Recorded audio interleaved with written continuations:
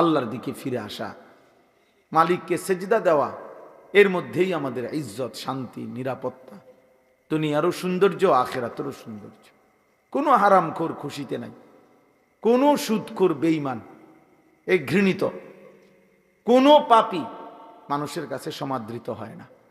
কেউ হয়তো সামনাসামনি বেইজ্জতি হয়, কেউ হয়তো পিছনে হলেও কি হয়, বেইজ্জতি হয়। কোনো সুদখোররে কেউ কোনো জোনায়েদ বাগদাদি কয় না। মানুষ এত বেকুব না, আপনি খাইবেন সুদ আর মানুষকে মাশাআল্লাহ মানে দেখতে একেবারে জোনায়েদ বাগদাদির মতো লাগে। মানুষে চিরা খায় আর আপনি ভাত খান। মানুষে বুঝে না, বাটফাররে মানুষে চেনে না। কথা বোঝেন নাই? যে মানুষ আলোকে আলোই বলে, অন্ধকারকে অন্ধকারই বলে। এজন্য প্রত্যেকটা ফরমান সীমালঙ্ঘনকারী, জালেম বেইজ্জতি হয়। এটা সবক বন্ধু, সবক। এটা আমাদের জন্য শিক্ষা। একটা আদালত অঙ্গন, যাদের কথায়, যার কথায় আঙ্গুলের ইশারায় যার উঠত বসত, থরথর করে কাঁপত, সময়ের অল্প দিনের ব্যবধানে আজ যখন সেই আদালতে তাকে নেওয়া হয়েছে, তোর পথচারীরা তারে থাবড়ায়, পৃথিবীবাসী দেখছে, পৃথিবীবাসী দেখছে। পথচারী থাবড়ায়, তা নির্বাক, একটা শব্দ উচ্চারণ করার মতো হিম্মত নেই।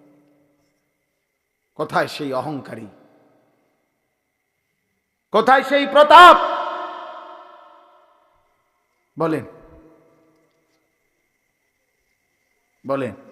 সবক নেন, শুধু রাজনীতির হিসাব না, জীবনের জন্য সবক নেওয়া উচিত, জীবনের জন্য।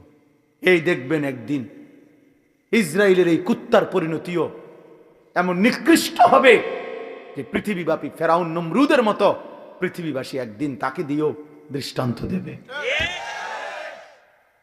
কোনো সন্দেহ নেই। এই নেতানিয়াহু নামের এই কুত্তারে দিয়েও একদিন পৃথিবীবাসী উদাহরণ দেবে যে ফেরাউন নমরুদের পরবর্তী এক নমরুদের উত্তরসূরি ছিল, ফেরাউনের এক উত্তরসূরি ছিল নেতানিয়াহু। শুনবেন। এজন্য কেউ ভাইয়া, কেউ না ইজ্জত পায় না বাপ, কোনো না। আমি কিংবা তুমি, জওয়ান কিংবা বুড়া, সম্মান মিলবে না, সম্মান মিলবে না। এজন্য দয়া করে নিজের উপরে দয়া করেন, নিজের সুন্দর করেন, আখলাক সুন্দর করেন, হালাল উপার্জনের প্রতি যত্নবান হন। মানুষ ঘৃণাই করে। আরবিতে একটা প্রবাদ আছে, অফিকা উয়ুবুন অলিম নাসে আয়ুনুন। আমরা কিতাবে পড়ছি যে আরবিতে বলে তোমারও দোষ আছে, মানুষেরও চোখ আছে। তোমারও দোষ আছে, মানুষেরও কি আছে, চোখ আছে। মানুষ চোখ বন্ধ করে থাকে না, কাজে মানুষ বুঝে। এই জন্য প্রিয় ছেলে ভাই, তোমাদেরকে বলি ভাই, যারা এক ওয়াক্ত নামাজ পড়ো না, তুমি 1 মিনিট ভাইবা দেখো এই সমাজের মানুষ তোমাকে কি মনে করে। সারাক্ষণ নারী ছবি, মোবাইলে অস্থির দৃশ্য, তুমি ডানে বামে তাকায় দেখো, মানুষ তোমাকে প্রিয় মনে করে না অপ্রিয় মনে করে। তো আল্লাহর কাছেও তোমার ইজ্জত হারাইলা, কারণ গুনাহ তো কোনো পাপীকে তো আল্লাহ তাআলা সম্মানিত করবে না, করবেন? তো মানুষের কাছেও তো তুমি ঘৃণিত, মানুষের কাছেও তো ঘৃণিত। তো জীবনের অর্জন কোথায় বলে? আল্লাহ আমাদেরকে মাফ করে দেন। এর বিপরীতে আমরা এবার এই যে আয়াত পড়ছি, ইব্রাহিম আলাইহিস সালামকে লক্ষ্য করে, এই সংক্ষেপে আর অল্প একটু কথা বলি তাইলে শেষ। ইব্রাহিম আলাইহিস সালামকে লক্ষ্য করে আল্লাহ তাআলা এই কথাটা বলছেন। আমি যে আয়াতটা পড়ছি কোরআনুল কারীমের 17 নম্বর পারা 22 নম্বর সূরা, সূরা হজ, এই সূরার 2টা আয়াত 27, 28, এই 2 আয়াত পড়ছি। একজন শ্রেষ্ঠতম প্রিয় নবী ছিলেন ইব্রাহিম আলাইহিস সালাম। ইব্রাহিম আলাইহিস সালামের নাম আমরা সবাই জানি, আল্লাহ তাআলার বহুতই মহব্বতের একজন নবী, একজন রাসূল। আল্লাহ তাআলা যাকে নিজের খলিল বানাইছেন। ওয়াত্তাখাযাল্লাহু ইব্রাহিমা খলিলা। আল্লাহ তাআলা বলেন আমি আল্লাহ ইব্রাহিমকে খলিল বন্ধু বানাইলাম, বন্ধু বানাইলাম। আল্লাহ তাআলা কোরআনুল কারীমের মধ্যে বলছেন ইব্রাহিম আলাইহিস সালামকে যে সে একজন ব্যক্তি, কিন্তু পৃথিবীবাসী শোনো আমি আল্লাহ বলতেছি আমার ইব্রাহিম একাই কানা উম্মাতান, ইব্রাহিম একাই একটা জাতি। তিনি একজন ব্যক্তি না, বরং এক ব্যক্তি একটা জাতি। জাতি আল্লাহ তাআলা কোরআনুল কারীমের মধ্যে বলছে। আল্লাহ তাআলা কোরআনে বলছে ইন্নী জাইলুকা লিন-নাসি ইমামা। ইব্রাহিম আমি তোমাকে পৃথিবীবাসীর গোটা বিশ্ব মানবতার ইমাম বানিয়ে দিলাম, ইমাম বানিয়ে দিলাম। আল্লাহ তাআলা কোরআনে বলছেন হুয়া সাম্মাকুমুল মুসলিমিন। মুমিন শোনো ঈমানদার, ইব্রাহিমই তোমাদের মুসলিম নামকরণ করেছেন। অনেক মর্যাদা, অনেক সম্মান, অনেক বৈশিষ্ট্য আল্লাহ তাআলা কোরআনুল কারীমের মধ্যে আছে। ওনার নাম কানিতান, আল্লাহর অনুগত, শাকিরান লিআনউমি, আল্লাহ তাআলার সমস্ত নিয়ামতের প্রতি কৃতজ্ঞ। এটা আল্লাহ বলছে ইব্রাহিম আলাইহিস সালামের সিফাত। ইজতাবাহু, আল্লাহ বলে আমি নিজে তাকে বাছাই করেছি। এরকম অনেক আল্লাহ তাআলা মর্যাদা, সম্মান, ইজ্জত ইব্রাহিম আলাইহিস সালামকে দিয়েছেন। আমাদের মিল্লাতের পিতা বানাইছেন, মিল্লাতা আবিকুম ইব্রাহিম। এত সম্মান, এত ইজ্জত, এত মর্যাদা আল্লাহ তাআলা দান করছেন। কিন্তু এর আগে আল্লাহ তাআলা ওনাকে বারবার, অগণিত বার পরীক্ষা করেছেন, পরীক্ষা করছে। ওয়া ইযিবতালা ইব্রাহিমা রাব্বুহু বিকালিমাতিন ফাআতাম্মাহুন্না। আল্লাহ তাআলা বলছেন আমি ইব্রাহিমকে অনেকবারই পরীক্ষা করেছি, প্রত্যেকবারই আমার ইব্রাহিম শতভাগ উত্তীর্ণ হয়েছে, গোল্ডেন এ প্লাস পাইছে প্রত্যেকবারই। তাফসিরে মধ্যে আছে হযরত আব্দুল্লাহ ইবনে আব্বাস রাদিয়াল্লাহু তাআলা আনহুমা বলছেন আল্লাহ তাআলা ইব্রাহিম আলাইহিস সালামকে 30 বার, কোন বর্ণনায় আছে 70 বার পরীক্ষা করেছেন। কি পরীক্ষা করছেন এটি অনেক শব্দই বলা সম্ভব না, কিন্তু পরীক্ষা করছেন কিসের? আসলে এই সবগুলো পরীক্ষা হইলো আল্লাহ তাআলা একটা জিনিস ওনার থেকে মূলত পরীক্ষা নিছেন, যে বারবারই ইব্রাহিম আলাইহিস সালামের কলিজার মধ্যে আল্লাহর মহব্বত, আল্লাহর ভালোবাসা সবচেয়ে বেশি কিনা আল্লাহ তাআলা এইটা বারবার পরীক্ষা করছে। প্রতিবারই পরীক্ষার মূল টার্গেট ছিল এটা দেখা, যে ইব্রাহিমের কলিজায় আমার ভালোবাসা বেশি নাকি অন্য কোনো ভালোবাসা। ছোট্টবেলায় মা বাবা মূর্তি পূজক, এমনকি মূর্তি বিক্রেতা ওনার আব্বা, কিন্তু উনি সেখানে দাঁড়িয়েও তিনি বাবা মার অনুসরণ না করে ছোট্টবেলাতেই মহান আল্লাহকে ডাক দিছে। ইব্রাহিম আলাইহিস সালাম কোরআনে আছে, আব্বাকে বলছি ইয়া আবাতি লিমা তা'বুদু মা লা ইয়াসমাউ ওয়া লা ইউবসিরু ওয়া লা ইউগনি আনকা শাইআন। হায় আব্বা, এগুলা কি পূজা করেন আপনি? এ কেমন মূর্তির পূজা করেন যে মা লা ইয়াসমাউ, যে মূর্তি কিছু শুনেও না, ওয়া লা ইউবসিরু কিছু দেখেও না, ওয়া লা ইউগনি আনকা শাইআন, হ্যাঁ কিচ্ছু উপকারও করতে পারে না। এটা আসেও না, কান্দেও না, মাতেও না, মতেও না। এটা কিটা সদবোধ? সদবোধ না, এটা কি? লড়েও না, সরেও না, আপনি এটা কিসের ইবাদত করেন? এইভাবে বলছেন ইব্রাহিম আলাইহিস সালামকে ওনার আব্বা আজর বলছে, তোরে আমি তেজ্য পুত্র করে বাড়ি ছাড়া করে দেবো, পাথর মেরে মেরে ফেলবো, লা আরজুমান্নাকা ওয়াহজুরনি মালিয়া। কোরআনে আছে ইব্রাহিম আলাইহিস সালাম বলছেন, বাবা আমি আপনাকেও ছেড়ে দিলাম, পুরা ফ্যামিলি ছেড়ে দিলাম, তবে মনে রাখবেন ওয়া আদউ রাব্বি, আমি আমার রব আল্লাহকে ডাক দিলাম। আসা আল্লাহ আকুনা বিদুআই রাব্বি শাকিয়া। এরপরে বললেন, বাপ আমি বিশ্বাস করি আমার ওই এক মহান আল্লাহ রবকে ডেকে কেউ কোনোদিন বেইজ্জতি হয় না। রবকে ডেকে কেউ বেইজ্জতি হয় না, আল্লাহকে ডেকে কেউ লাঞ্ছিত হয় না। ওয়া ইদা সাআলাকা ইবাদি আন্নী ফাইন্নী করিব। আল্লাহ বলে আমার বান্দা যখন আমার কাছে চায় আমি তার একদম কাছে চলে আসি। উজিবু দাওয়াতাদ দাঈ ইদা দাআনি, আমার বান্দা যখনই আমাকে ডাকে আমি তার প্রত্যেকটা ডাকে সাড়া দিয়ে থাকি।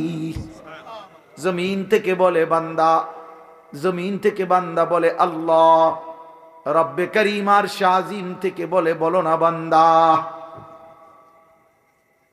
বলো না। বান্দা বারবার বলে, জিকির করে, তাসবিহ পড়ে, কখনো বলে সুবহানাল্লাহ, কখনো বলে আলহামদুলিল্লাহ, কখনো বলে আল্লাহু আকবার, কখনো বলে লা ইলাহা ইল্লাল্লাহ। এভাবে আল্লাহকে ডাকতে থাকে, ডাকতে থাকে। আল্লাহ আল্লাহ আল্লাহ আল্লাহ আল্লাহ আল্লাহ। প্রতিবারই বলে বলো না বান্দা, বলো না লাব্বাইক আবদি, বান্দা আমি তো আছি, বলো না কি চাচ্ছ, কি চাচ্ছ বলো না। কিন্তু বান্দা কিছুই বলে না, শুধু আল্লাহকে ডাকে, আল্লাহকে ডাকে, আল্লাহকে ডাকে। হাদিসের মধ্যে আছে একটা পর্যায়ে আল্লাহ নিজেই তখন বলতে থাকে, আমি বুঝছি বান্দা তুমি আমারে ডাইকা মজা পাইছো, ঠিক আছে বান্দা তুই আমারে ডাকতে থাক, আমি আল্লাহ নিজেই তোকে দিতে থাকি। আমি জানি বান্দা তোর ছেলেটা অসুস্থ, মেয়েটা অসুবিধায় আছে, একটা ছেলে বিদেশে ঝামেলায় আছে, বউটার শরীর ভালো না, তোর নিজেরও শরীর ভালো না, তোর কোথায় কি অসুবিধা আমি তো জানি সব, তুই আমারে শুধু ডাকতে থাক, আমি তোর প্রয়োজন পূরণ করতে থাকি। মান শাগালাহু যিকরি আন মাসআলাতি আতাইতুহু আফদালা মিম্মা উতিয়াস সাইলিন। হাদিসে কুদসিতে আছে, আল্লাহ বলে আমার যে বান্দা আমার জিকির করতে করতে আমার কাছে চাইতে সময় পায় নাই, আমি তারে সবাই চাইয়া যে টুক নিছে তার চাইতে বেশি দিয়ে দেব। আসা আল্লাহ আকুনা বিদুআই রাব্বি শাকিয়া। এজন্য ছোট্টবেলার থেকে ইব্রাহিম আলাইহিস সালাম পরীক্ষা দিয়েছে। নমরুদের আগুনের কুণ্ডুলিতে যখন পড়ে, তখন ইব্রাহিম আলাইহিস সালাম অগ্নিকুণ্ডে পড়ার সময় জিব্রাইল, মিকাইল, ইসরাফিল, আজরাইল এরকম চারজন ফেরেশতা ওনারা আয়েশা ইব্রাহিম আলাইহিস সালামকে সাহায্য করতে চাইছে। তাফসিরে আছে যে ফেরেশতারা বলছে আপনি আমাদের কাছে সাহায্য চাইলে আমরা আপনাকে আগুনের এই কুণ্ডুলি থেকে বাঁচিয়ে দেব। ফেরেশতারা তাফসিরে আছে ইব্রাহিম আলাইহিস সালাম তখনও বলছেন না না, জানো না, সরো তোমরা, আমি যার জন্য আগুনে পড়তে যাচ্ছি তিনি আমাকে দেখছেন, হাসবি আল্লাহ, আমার আল্লাহই যথেষ্ট। এই আল্লাহ এগুলো পরীক্ষা করছেন বারবার, কলিজার ভিতরে 24 ঘন্টা আমি নাকি গায়রুল্লাহ নাকি অন্য কেউ, এইভাবে পরীক্ষা করে করে 84 বছর বয়সে আল্লাহ তাকে একটা ছেলে দিছেন, ইসমাইল। বলছে ছেলে দিলাম, কোলে নিতে পারবা না, চুমা দিতে পারবা না, এমনি সাইয়া থাকবা। ও ঠিক আছে মালিক, আমি আপনাকে ভালোবাসি। এরপরে কয়দিন পরে আল্লাহ বলছে এবার আর সাইটাও পারতা না, দূরে দিয়ে আসো, চোখের আড়ালে যাও, বাচ্চারে, বাচ্চার মারে হাজেরাকে দিয়ে আসো। তো আল্লাহর ঘরের কাছে, কাবার কাছে, মরুভূমিতে, খাদ্য পানি জনমানবহীন, ঘাস লতা পাতাবিহীন জায়গাতে একাকি রেখে আসছে। কয়দিন পরে আল্লাহ বলছে ইব্রাহিম, প্রথমে তো দেখতে দিছি, ছুঁইতে দেই নাই, এরপরে আড়ালে রাখছি, এবার আড়ালেও রাখবো না, এবার জবাই করে দাও। ইব্রাহিম আলাইহিস সালাম বলেন মাওলা আপনি জানেন না আমি আপনাকেই ভালোবাসি। বারবার পরীক্ষা নিল, আমি ইব্রাহিম, আমি হারতে চাই না মাওলা, আমি জিতবই, আমি জবাই করবই। তো ঠিক এই গর্দানে ছুরি রাখছে। তো ইব্রাহিম আলাইহিস সালাম কি তামসা করে জবাই করতেছিল না বাস্তবিকেই? উনি বাস্তবিকেই চাইছে, উনি ঠিক মতোই জবাই করতে চাইছে। আল্লাহ তাআলা জবাই হইতে দেন নাই। কিন্তু আমার বলার উদ্দেশ্য হলো এই সমস্ত পরীক্ষার বিনিময়ে আল্লাহ তাআলার কাছে বারবার বারবার। সর্বপ্রথম খতনা, এই যে পুরুষের যে খতনা করায় বাচ্চার, এই খতনা, এই হুকুম আল্লাহ প্রথম ইব্রাহিম আলাইহিস সালামকে দিয়েছেন। এইভাবে ইব্রাহিম আলাইহিস সালাম তার জীবনের এই সমস্ত পরীক্ষার বিনিময়ে যখন উত্তীর্ণ হয়েছেন, এইভাবে এই যে কইলাম উনি সর্বপ্রথম আল্লাহ তাআলা খতনার হুকুম ওনাকে দিয়েছেন। উনি বয়সকালে নিজের খতনা নিজে করাইছেন। প্রথম দাড়ি চুল এই পৃথিবীতে প্রথম ব্যক্তি যার দাড়ি চুল সাদা হয়েছে বুড়ার কারণে, বয়সের কারণে, ইব্রাহিম আলাইহিস সালাম। আউয়ালু মান শাবা, মানে উনার আগে আদম আলাইহিস সালামের পরে কারো চুল দাড়ি সাদা হতো না, বুড়ো হইল। সর্বপ্রথম আল্লাহ তাআলা উনার চুল দাড়ি সাদা বানাইছেন। কওমের লোকেরা বহু মন্দ কিছু কইছে যে ধর্মান্তরিত হওয়ার কারণে, বাপদাদার ধর্ম ছেড়ে দেওয়ার কারণে চেহারা পাল্টায় গেছে। কিন্তু ইব্রাহিম আলাইহিস সালাম আল্লাহ তাআলার মহব্বতকে প্রাধান্য দিয়ে কারো কোনো নিন্দায় তিনি সামান্যতম প্রভাবিত হন নাই। এইভাবে বারবার বারবার পরীক্ষা দিয়ে ইব্রাহিম আলাইহিস সালাম যখন উত্তীর্ণ হয়েছেন, সেই উত্তীর্ণ হওয়ার পরে আল্লাহ তাআলা তাকে এবার বলছি, ইব্রাহিম আমি তো তোমার কিছু একটা পুরস্কার দিতে চাই, চলো ইব্রাহিম, পুরস্কার স্বরূপ আমার ঘর, কায়নাতের সর্বশ্রেষ্ঠ ঘর, আমি আল্লাহ তাআলার ঘর কাবা তোমার হাত দিয়ে বানাই দিচ্ছি, যাও তুমি আমার ঘর বানাও। আমার এই ঘর আমি আদম আলাইহিস সালামের জামানায় ফেরেশতাদের মাধ্যমে বানাইছিলাম। নূহ আলাইহিস সালামের জামানায় আমি ঘরের উপরের প্রাচীর দেওয়াল তুফানের সময় আমি উঠাই নিয়েছিলাম। অনেক দিন হয়েছে আমার ঘরের ভিত্তি আছে নিচে, কিন্তু উপরে আর বানাই নাই, এবার তোমার দিয়ে বানাই, তো তুমি আমার ঘর বানাও।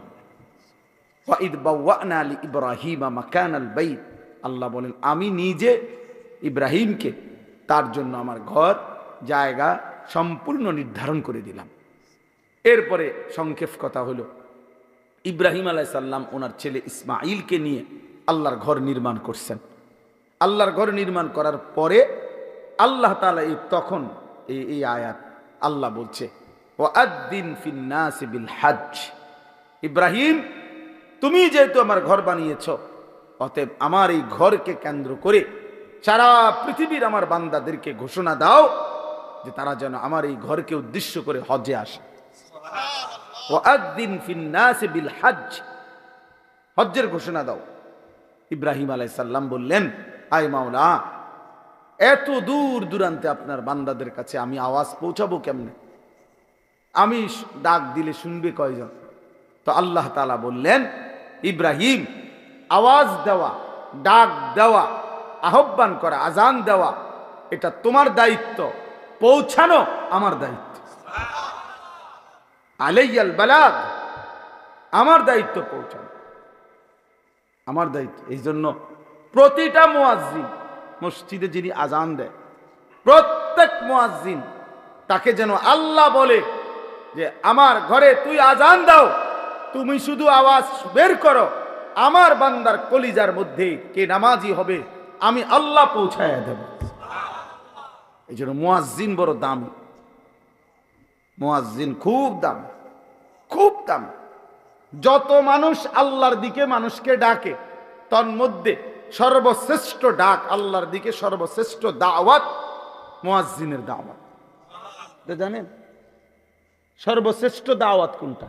আজান, পূর্ণাঙ্গ দাওয়াত। এই জন্য পৃথিবীর কোন বক্তা, ওয়াইজ, পীর, একেবারে যত বড় বুজুর্গ হোক, যারা মানুষকে আল্লাহর দিকে ডাকে, ওনাদের সকলের দাওয়াতের চাইতেও শ্রেষ্ঠ পূর্ণাঙ্গ পরিপূর্ণ দাওয়াত হলো মুয়াজ্জিনের দাওয়াত, তাওহীদের দাওয়াত। প্রমাণ কি?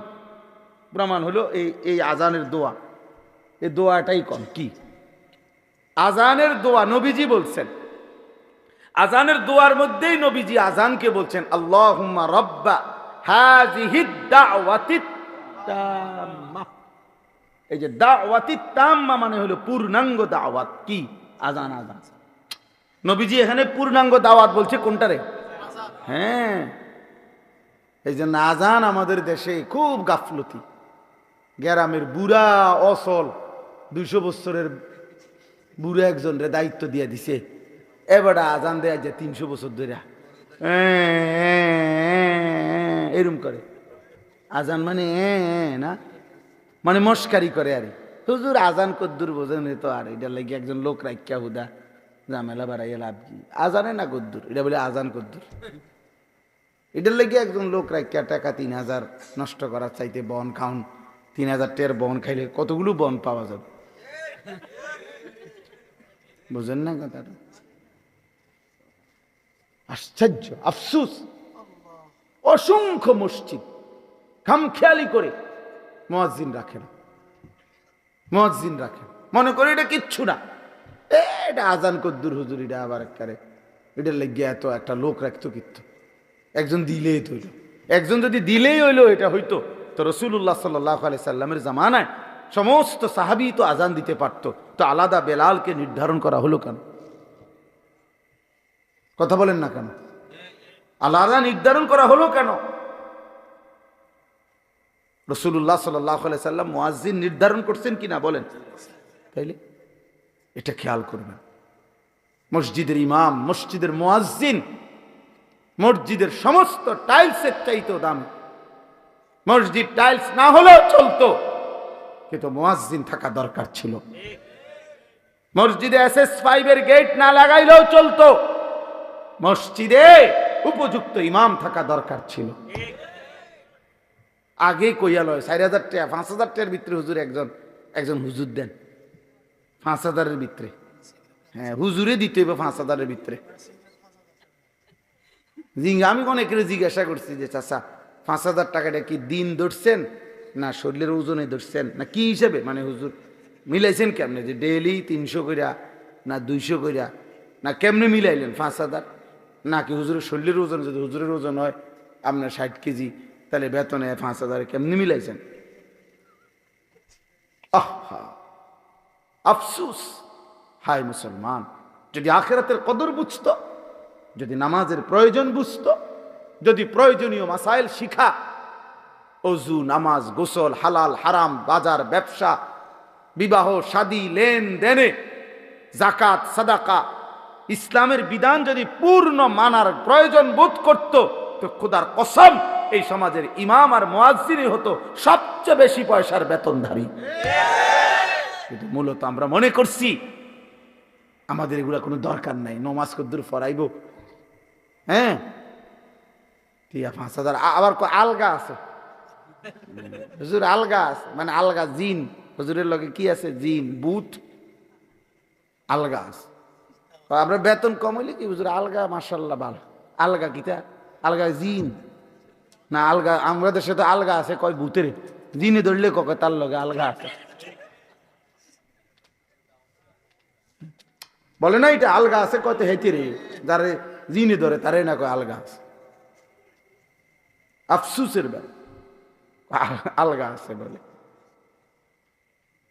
আস্তাগফিরুল্লাহ না মুয়াজ্জিনকে কদর করবে বলেন ইনশাআল্লাহ প্রত্যেকে নিজ নিজ জায়গায় ফিকির করেন মসজিদের ক্ষেত্রে মনে রাখেন এটা ইমাম মুয়াজ্জিনের অনেক প্রয়োজনীয়তা উপযুক্ত ইমাম উপযুক্ত মুয়াজ্জিন দরকার দরকার এটা আমরা এটার প্রতি গুরুত্ব দিই এই মানে লাইটিং করে মসজিদের ডেকোরেশন করে অনেক সুন্দর করছে ভালো এটা করছেন আমি গুনাহ করছেন আমি এটা বলি না কিন্তু ইমাম মুয়াজ্জিনের ব্যাপারে এই খামখেয়ালি কেন এই খামখেয়ালি আল্লাহ আমাদেরকে মাফ করে দেন চলেন তো এরপরে আল্লাহ তাআলা বললেন আজানের মানে হজ্জের আজান দাও এলান করো ইব্রাহিম আলাইহিস সালাম কে আল্লাহ বললেন ইয়াতুকা রিজালান ওয়া আলা কুল্লি দামিরিন ইয়াতিনা মিন কুল্লি ফাজ্জিন আমিক ইব্রাহিম মনে রেখো তোমার আজকের আজান আমি আল্লাহ তাআলা কিয়ামত পর্যন্ত পৌঁছিয়ে দেব আর কিয়ামত পর্যন্ত আমার এই ঘরকে কেন্দ্র করে কাছের যারা তারা পায়ে হেঁটে আর পৃথিবীর দূর দূরান্ত থেকে প্রতিটা গলি প্রান্ত থেকে পৃথিবীর শেষ প্রান্ত থেকেও আমার বান্দা তার বাহনে চড়ে আমার এই ঘরের উদ্দেশ্যে আসবে ইন্তজাম আমি করব তুমি শুধু আজান দিয়ে দাও আজকে আলহামদুলিল্লাহ সারা পৃথিবী ব্যাপী আজও সারা পৃথিবীর ইমানদার পৃথিবীর শেষ প্রান্তের মোমেনের কলিজার ভিতরেও আল্লাহর ঘর জিয়ারতের আকাঙ্ক্ষা আছে। যে দিলে আল্লাহর ঘর জিয়ারতের আকাঙ্ক্ষা নাই, এই হজের মাস দেখে এটা বললাম, যেই কলিজার মধ্যে আল্লাহর ঘর জিয়ারতের আগ্রহ জাগে না, কাবার ওই কালো গিলাফ যে দেখে নাই।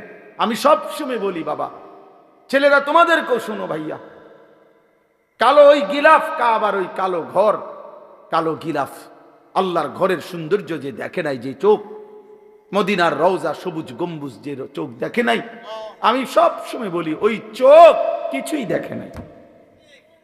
আরে বেটা তুই কিছুই দেখোস নাই বেটা, কালো গিলাফের সৌন্দর্যই দেখলা না, সবুজ গম্বুজের সৌন্দর্যই দেখলা না, মদিনার রওজায় দাঁড়াইবার আগ্রহই জাগলো না। তোমার তো দিলে নাই বেটা, তোমার তো কোনো কলজাই নাই বেটা। এজন্য প্রত্যেকের কলিজার ভিতরে এটা জাগা উচিত। আফসুসের ব্যাপার, 3টা ছেলে বিদেশ পাঠাইছে, 3 লাখ টাকার ব্যবস্থা হয়েছে, বাড়িতে একখান বিল্ডিং করছে, বিল্ডিং বাবদ 20 লাখ টাকা খরচ হয়েছে, রাস্তার লগে জমি কিনছে, জমিগুলোর টাকা সব ব্যবস্থা হয়েছে, সব কিছু ব্যবস্থা হয়েছে। কিন্তু বুড়া এমন ডাকাত, 60 বছর বয়সও জিগাইলে হজ করতেন না, না এটি কি আর আমগো কাম নেই, সংসার করতে করতে তো জীবন শেষ, সংসার করতে করতে জীবন শেষ, বুঝলেন না? এখানের 6 লাখ টাকা আর কোনো দিন ব্যবস্থা হয় না, কিন্তু 8 দিনের ভিতরে বিশান হলে ক্যান্সেল হয়ে যাবে 12 লাখ টাকা। আল্লাহু আকবার, বুড়ার শৈলী আলগা বর করে, ঠিকই 12 লাখ টাকা উনি 2 দিন আগেই কি করে ফেলে, হ্যাঁ, অথচ হজ্জের টাকা হয় না। আল্লাহর ঘর জিয়ারতের স্বপ্ন জাগে না, আল্লাহর ঘর জিয়ারত। রাসূলুল্লাহ সাল্লাল্লাহু আলাইহি ওয়াসাল্লাম বলেন, পরিষ্কার হাদিস, যার উপরে হজ ফরজ হলো অথচ হজ না করে মরে গেল, কসম আল্লাহ, নবীজি বলে আমি জানি না এটা হয় ইহুদি মরলো নয় খ্রিস্টান মরল, মুসলমান মরল না। অতএব এইটাই আমার শেষ কথা, দয়া করে ভাবতে শিখেন। একটা শুধু উদাহরণ বলি, মনে করেন একজন, এই আপনার একজন চাচা, আপনার বসতের ভিটাটা ছাড়া 10 শতক জায়গা আছে, মনে করেন আলগা, রাস্তার লগে খেতে কেন দিয়ে হোক, এটা বসত না, আলগা জমি। এই 10 শতক জমির থেকে 3 শতক বা 4 শতক মনে করেন বেচলে হজের টাকা এবং সংসারের এই কয়দিনের খরচের টাকা হবে, মানে 1.5 মাস হজের টাকা আর এই সংসারের টাকা হবে। আর বাকি যেই জমিটা রইছে এইটা ফিরে আসলে এটা দিয়েই তার সংসার চলবে ইচ্ছা করলে।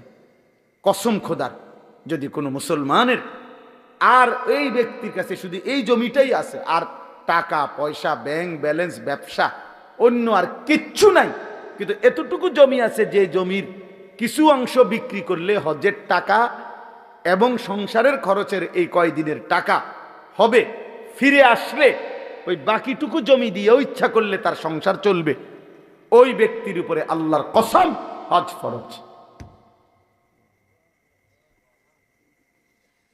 এবার আপনারা হিসাব করেন বইয়া বইয়া কি পরিমাণ মুসলমানের উপরে হজ ফরজ। হ্যাঁ, না হেবাটা হজাইতো না, যাইব কেমনে, গেলাম হইলে তারা 3 ওগারে বিদেশ পাঠাইছি, তারারে যদি আল্লাহ লোয়াইতো, তারা যদি পাঠাইতো, হেবাটা বইয়া বইয়া চা দোয়ানে বন খায়, বিড়ি খায়, আরে গপ মারে। বুঝেন নাই কথাটা? লম্বা লম্বা সুন্দর সুন্দর কথা কয়। ওই 3 ফুতে যদি দয়া করে তারা যদি বিদেশের টাকা দিয়া হেবাটারে হজে পাঠায় তাহলে যাবে, নাহলে যাবে না। তো কোনো সন্তান বিদেশ পাঠাইলে নি হজ ফরজ হয়? কথা বলেন না কেন? তো ফুট বিদেশের লগে হজের কি?